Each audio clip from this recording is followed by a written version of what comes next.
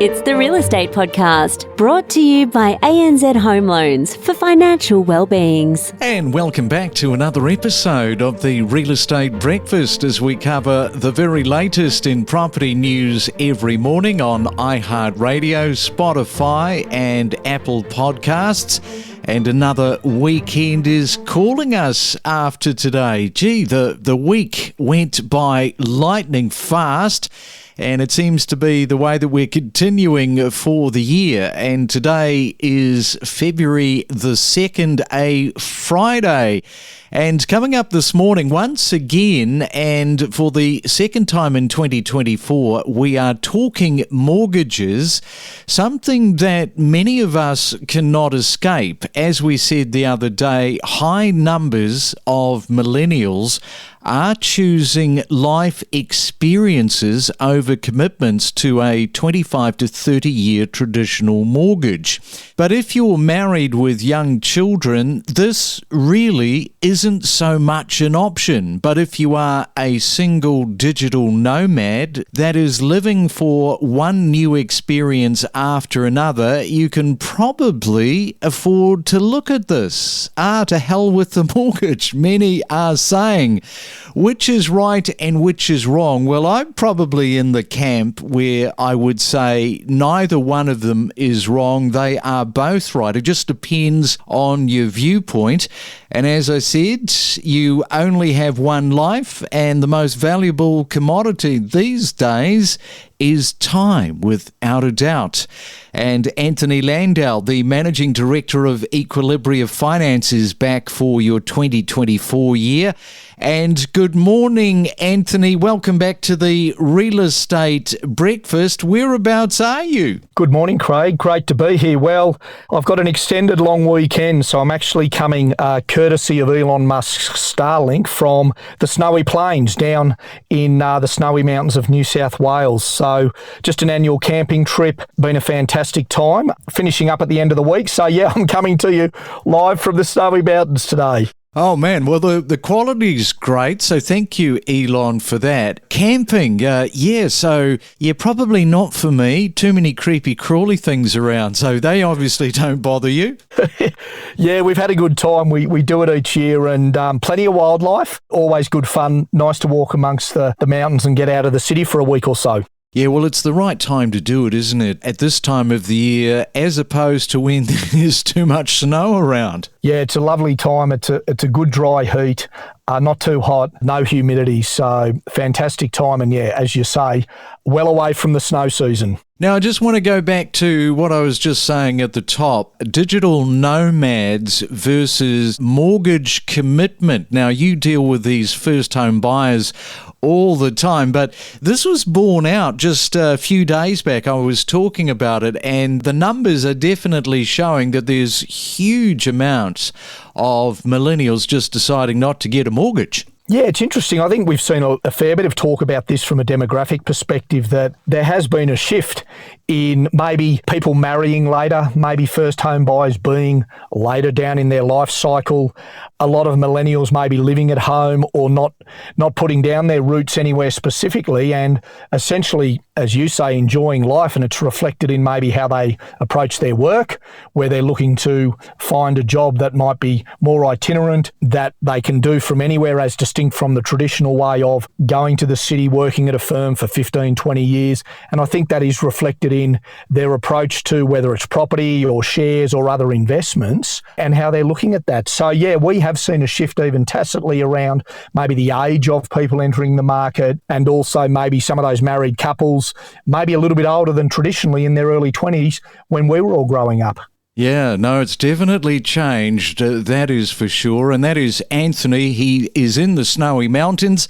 We'll come back to him in just a moment. From interest rates rising, a shifting landscape, rentals running hot, clearance rates, a tight rental market, we cover it all every morning from 6 a.m. on the Real Estate Breakfast. Well, national house prices are set to maintain an upward trajectory. What is fueling this? Well, it's renters and the amount of migrants that are entering Australia at the moment. Of course, they're very eager to become homeowners, along with, of course, buyers anticipating interest rate cuts later in the year. If we have a look at some core logic data this morning, that is telling us nearly 0.5% monthly increase in January and an 8.7% annual surge. Perth, Adelaide and Brisbane are leading the gains, while Sydney, Melbourne, Canberra and Hobart are seeing marginal changes.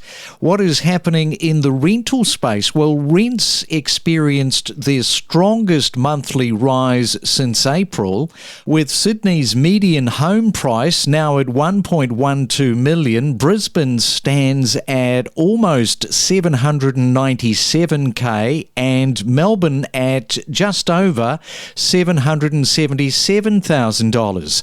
So buyers are definitely trying to get ahead of anticipated rate cuts later in this year, which of course is going to bring us into a much different landscape for 2024. Explore new property destinations where you could live with exclusive interviews covering real estate news and market insights. And it is a Real Estate Friday. Now, around 2.2 million households, which is constituting about 20% of Australian homes, owns an investment property. Now, that's approximately around 30% of the nation's 11 million private residential dwellings are classified as property investments. But here's a question for you this morning. Does buying an investment property still stack up in Australia, and how do you go about it? Well, back with me from the Snowy Mountains is Anthony Landau, the Managing Director and Mortgage Broker from Equilibria Finance. So, Anthony, how does buying an investment property stack up, or does it still stack up in Australia? Yeah, really good question. And it's an interesting question in the context of the last 12 or 18 months, where we've seen effectively a lot of property investors flee the market. There's an old saying, and I'll use it now, it's about time in the market as distinct from timing the market. Now, getting into the market at the right time is important, but a lot of it's around the longevity in the market. So I think if we look at the fundamentals of property investment in Australia around capital growth, which over the last 20 years, from 1993 to 2023, has averaged around 7.3%.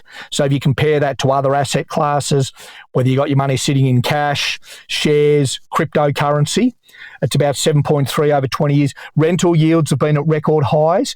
So if you look at a long-term view, yeah, I think the fundamentals of property investment still do stack up in Australia as a very common asset class. And as you said, 2.2 million mums and dads own an investment property, which speaks for itself to a certain extent. Yeah, and as we know, there will be first-time buyers, first-time investors that will be listening to you, and they'll be saying, well, how do I go about buying an investment property? So perhaps just step over some of the terminology like gearing and leveraging, equity, all that sort of stuff as a bit of a starting point for those first-time investors. Yeah, for a lot of first-time investors, it's about understanding finding the right property. It's not an emotional decision. It is viewed as an investment. Do the core fundamentals of that area, capital growth, rental yields, cash flow is absolutely critical. A lot of first-time investors, we find, don't understand the cash flow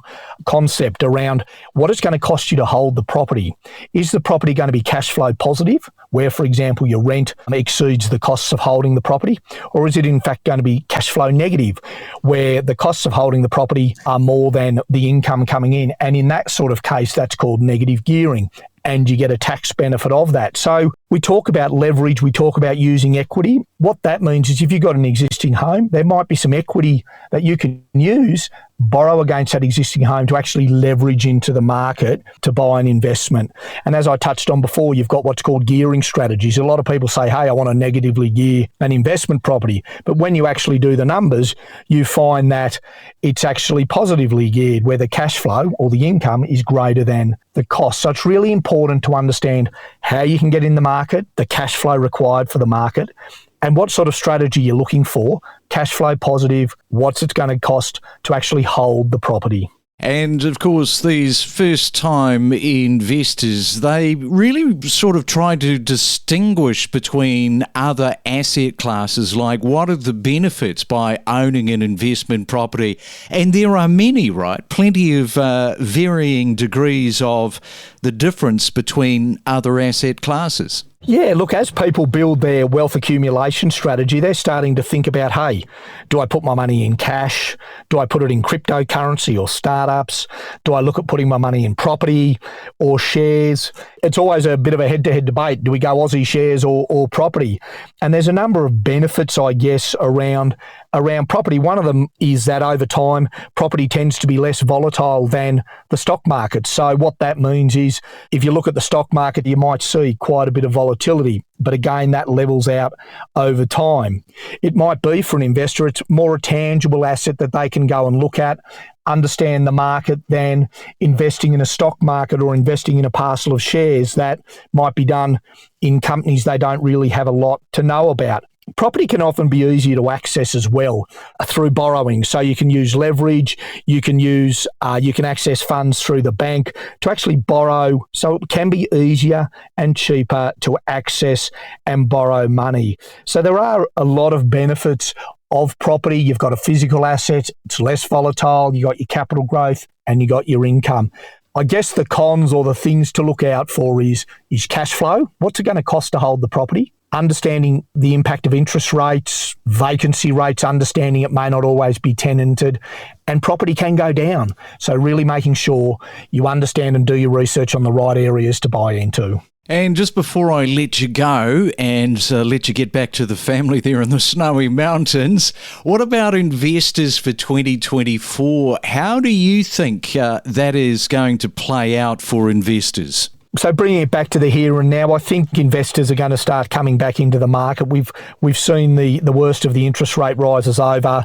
The inflationary data came out yesterday in Australia, which was quite positive around where we're heading. So I think there's a positive outlook. Look, that volatility's come out of the interest rates, out of the market. Investors have shifted their approach. They've done their cash flow analysis. I think now they're just waiting for the right opportunity. Stock is still low. Supply has been an issue. So finding an investable asset is still, I guess, the challenge. But I think investors are positioned. They're ready to go. I guess they're now just waiting for the right asset. So still a little bit cautionary, but I think we'll see definitely a lift in investor activity in 2024.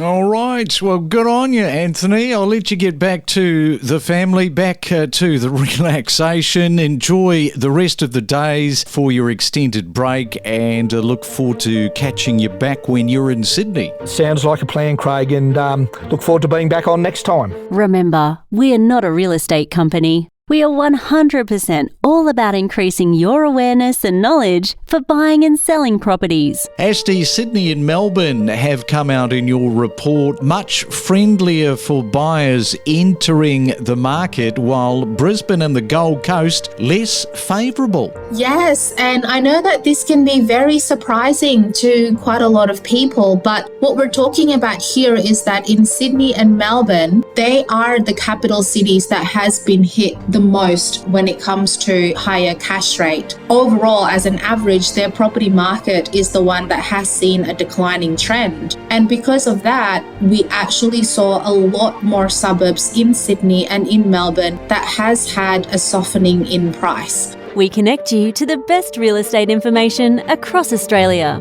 The Real Estate Podcast.